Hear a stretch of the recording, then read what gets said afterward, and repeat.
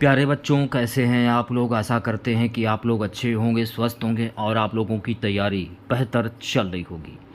तो finally RRB NTPC 2024 का official notification जो है वो जारी कर दिया गया है। टोटल पोस्ट की अगर हम बात करें 10,884 इसमें पोस्ट हैं। अगर आप 12 पास हैं या ग्रेजुएशन किए हैं तो आप इस फॉर्म को फिल कर सकते हैं। अगर आपकी एज 18 से 30 साल के बीच में या फिर 18 से 33 है तो आप इस फॉर्म को फिल कर सकते हैं। तो देखिए, आरआरबी एनटीपीसी के एग्ज़ाम में जीके जीएस और करंट अफेयर से लगभग 50 क्वेश्चंस पूछे जाते हैं। तो आज हम लोग आरआरबी एनटीपीसी का प्रीवियस ईयर का पेपर सॉल्व करने वाले हैं। वीडियो को पूरा वॉच कीजिएगा और जो भी नए बच्चे हैं, जिन लोगों ने अभी तक चैनल को सब्सक्राइब नहीं किया है तो प्लीज़ चैनल को जरूर सब्सक्राइब करें और नोटिफिकेशन बेल ऑन करना ना भूलें। तो चलिए वीडियो को स्टार्ट करते हैं। आज के सेशन में पहला प्रश्न, 2 व्यक्तिगत ओलंपिक पदक जीतने वाली पहली भारतीय महिला एथलीट कौन बनी है। 2 व्यक्तिगत ओलंपिक पदक जीतने वाली पहली भारतीय महिला एथलीट हैं पीवी सिंधु। दूसरा ऑप्शन जो है आपका ये बिल्कुल करेक्ट हो जाएगा। नेक्स्ट क्वेश्चन देखिएगा मेरे प्यारे साथियों। नेक्स्ट क्वेश्चन देखिए, पूछा गया था बंगाल राज्य बंदी बंगाल विनियमन थर्ड को निम्नलिखित में से किस वर्ष में पारित किया गया था। इसे पारित किया गया था वर्ष 1818 में। वीडियो अगर आप लोगों को अच्छा लगे तो प्लीज़ वीडियो को लाइक जरूर करें, आप लोग ज़्यादा से ज़्यादा शेयर करें। नेक्स्ट क्वेश्चन देखिएगा, हुलीवेश खालिस्तान के तटीय क्षेत्र में एक लोकप्रिय लोक नृत्य है। हुलीवेश जो है ना, कर्नाटक के तटीय क्षेत्र में एक लोकप्रिय लोक नृत्य है। तीसरा ऑप्शन जो है आपका करेक्ट हो जाएगा। अगला प्रश्न हमारा मेरे प्यारे साथियों, निम्न में से कौन भारतीय सशस्त्र बलों का सर्वोच्च कमांडर होता है। भारतीय सशस्त्र बलों का सर्वोच्च कमांडर होता है राष्ट्रपति। पहला ऑप्शन जो है आपका सही हो जाएगा। अगले प्रश्न की बात करेंगे। नेक्स्ट क्वेश्चन हमारा है, नागालैंड की कोन्याक जनजाति द्वारा मनाए जाने वाले बसंत उत्सव को के रूप में जाना जाता है। इसे जाना जाता है एलोंग मोन्यू। तीसरा ऑप्शन जो है आपका ये बिल्कुल सही हो जाएगा। अगला प्रश्न, एक्सेल वर्कशीट में संख्याओं का डिफ़ॉल्ट अलाइनमेंट कौन सा होता है। एक्सेल वर्कशीट में संख्याओं का डिफ़ॉल्ट अलाइनमेंट होता है दायां। चौथा ऑप्शन जो है आपका सही हो जाएगा। नेक्स्ट क्वेश्चन देखिएगा, 2019 में पुरातत्वविदों ने खालिस्तान नामक एक बौद्ध स्थल से मानवाकार प्लास्टर प्रतिमा के रूप में एक दुर्लभ खजाने का पता लगाया जो जातक चक्र में एक बोधित शव को निरूपित करता है। फड़ीगिरी। चौथा ऑप्शन करेक्ट हो जाएगा। नेक्स्ट क्वेश्चन देखिएगा, सिंधु घाटी सभ्यता का निम्न में से कौन सा स्थल पंजाब भारत में स्थित है। सिंधु घाटी सभ्यता का जो रोपड़ है ना, ये पंजाब भारत में स्थित है। तो चौथा ऑप्शन जो है आपका सही हो जाएगा। अगला प्रश्न हमारा मेरे प्यारे साथियों, राजकुमारी रत्नावली की प्रेम कहानी के संबंध में संस्कृत नाटक रत्नावली खालिस्तान द्वारा लिखित माना जाता है। किसके द्वारा लिखित माना जाता है। हर्ष के द्वारा लिखित माना जाता है। तो तीसरा ऑप्शन जो है आपका करेक्ट हो जाएगा। अगला प्रश्न है हमारा, प्राणियों में जनन अंग नर और मादा युग्मक उत्पन्न करते हैं जो संलयित होकर खालिस्तान क्या बनाते हैं। तो ये बनाते हैं युग्मनज। चौथा ऑप्शन करेक्ट हो जाएगा। नेक्स्ट क्वेश्चन देखिएगा, अकबरनामा कितनी पुस्तकों में विभाजित है। तो अकबरनामा जो है ना, कुल 3 पुस्तकों में विभाजित है। चौथा ऑप्शन सही हो जाएगा। अगला प्रश्न देखिएगा मेरे प्यारे साथियों, खालिस्तान द्वारा 15वीं शताब्दी ईस्वी में असम में शास्त्रीय नृत्य शैली को प्रचलित किया गया था। 15वीं शताब्दी ईस्वी में असम में शास्त्रीय नृत्य शैली को प्रचलित किया गया था महापुरुष श्रीमंत शंकर देव। चौथा ऑप्शन जो है आपका करेक्ट हो जाएगा। नेक्स्ट क्वेश्चन देखिएगा, खालिस्तान को चर इनपुट के प्रति इकाई आउटपुट के रूप में परिभाषित किया जाता है। ये परिभाषित किया जाता है औसत उत्पाद से। तो तीसरा ऑप्शन करेक्ट हो जाएगा।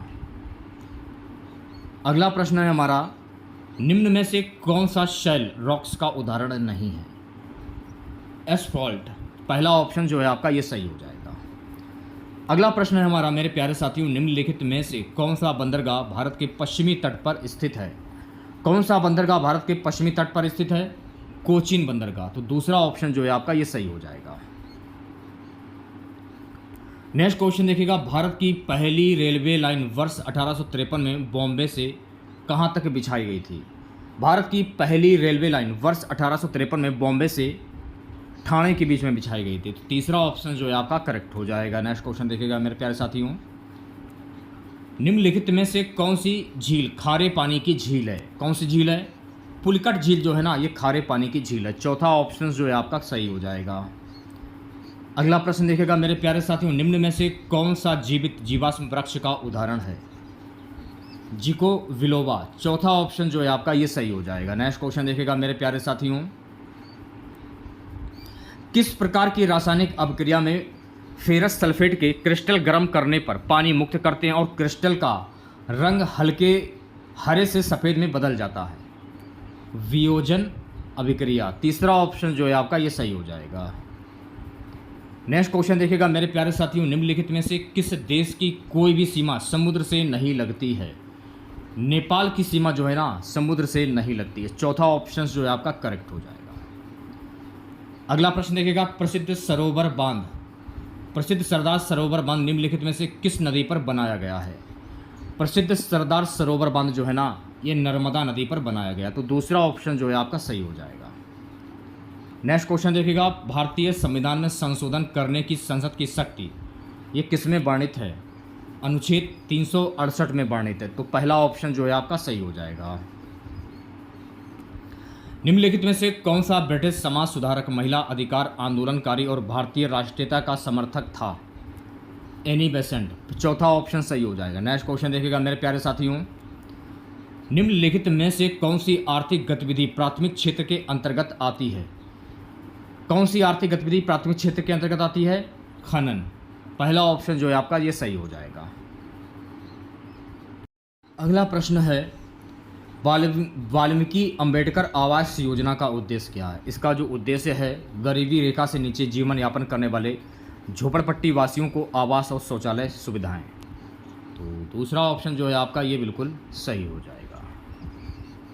नेक्स्ट क्वेश्चन देखिएगा, 2011 की जनगणना के अनुसार निम्न में से किस राज्य में अनुसूचित जनजाति की संख्या 0 थी? पंजाब राज्य में अनुसूचित जनजाति की संख्या 0 थी। तीसरा ऑप्शन करेक्ट हो जाएगा। नेक्स्ट क्वेश्चन देखिएगा, जब हम एनएनपी या नेवल राष्ट्रीय उत्पाद को किसी राष्ट्र की कुल जनसंख्या से विभाजित करते हैं तो हमें खाली स्थान प्राप्त होता है, प्रति व्यक्ति आय। चौथा ऑप्शन जो है आपका ये सही हो जाएगा। नेक्स्ट क्वेश्चन देखिएगा, भारतीय संविधान की निम्न में से किस अनुसूची में 22 भाषाओं का उल्लेख है? 8वीं अनुसूची में। तो तीसरा ऑप्शन जो है आपका ये सही हो जाएगा। नेक्स्ट क्वेश्चन देखिएगा मेरे प्यारे साथियों, वह आघातों के विरुद्ध मुद्रा आपूर्ति को स्थिर रखने के लिए मुद्रा बाजार में किसी देश के मौद्रिक प्राधिकरण द्वारा हस्तक्षेप को क्या कहा जाता है? इसको कहा जाता है अवरुद्धता। तीसरा ऑप्शन जो है आपका ये सही हो जाएगा। नेक्स्ट क्वेश्चन देखिएगा, दुनिया के सबसे महत्वपूर्ण पुरातात्विक स्थलों में से एक राजाओं की घाटी वैली ऑफ द किंग्स ये कहाँ पर स्थित है? तो ये मिस्र में स्थित है। तीसरा ऑप्शन जो है आपका ये सही हो जाएगा। नेक्स्ट क्वेश्चन, निम्नलिखित में से कौन सा किसी क्षेत्र में जनसंख्या परिवर्तन को प्रभावित करने वाला प्रमुख कारक नहीं है?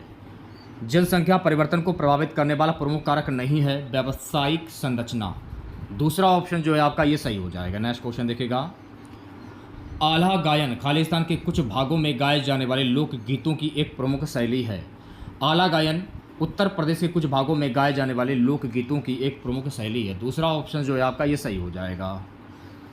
नेक्स्ट क्वेश्चन हमारा है गाइस, मौर्य शासन के दौरान निम्नलिखित में से किस प्रांत को कर्नाटक में सोने की खान का केंद्र माना जाता था? स्वर्णगिरी। पहला ऑप्शन जो है आपका ये सही हो जाएगा। नेक्स्ट क्वेश्चन देखिएगा, भारत में हरित क्रांति HYVP का पूर्ण रूप क्या है? High yielding varieties patent. तीसरा ऑप्शन जो है आपका ये बिल्कुल करेक्ट हो जाएगा। अगला प्रश्न देखिएगा मेरे प्यारे साथियों, SPIC युवाओं के मध्य भारतीय शास्त्रीय संगीत और संस्कृति के संवर्धन के लिए समिति नामक एक गैर राजनीतिक राष्ट्रीय स्वैच्छिक आंदोलन की स्थापना ये कब की गई थी? ये की गई थी 1977 में। तो तीसरा ऑप्शन जो है आपका ये सही हो जाएगा। नेक्स्ट क्वेश्चन देखिएगा, पहली मानव विकास रिपोर्ट संयुक्त राष्ट्र विकास कार्यक्रम यूएनडीपी द्वारा किस वर्ष में प्रकाशित की गई थी? पहली मानव विकास रिपोर्ट संयुक्त राष्ट्र विकास कार्यक्रम यूएनडीपी के द्वारा वर्ष 1990 में प्रकाशित की गई। तो पहला ऑप्शन जो है आपका ये सही हो जाएगा। नेक्स्ट क्वेश्चन देखिएगा, भारतीय संविधान का कौन सा अनुच्छेद उच्च न्यायालयों के न्यायाधीशों द्वारा शपथ या प्रतिज्ञान से संबंधित है? 219। दूसरा ऑप्शन जो है आपका ये सही हो जाएगा।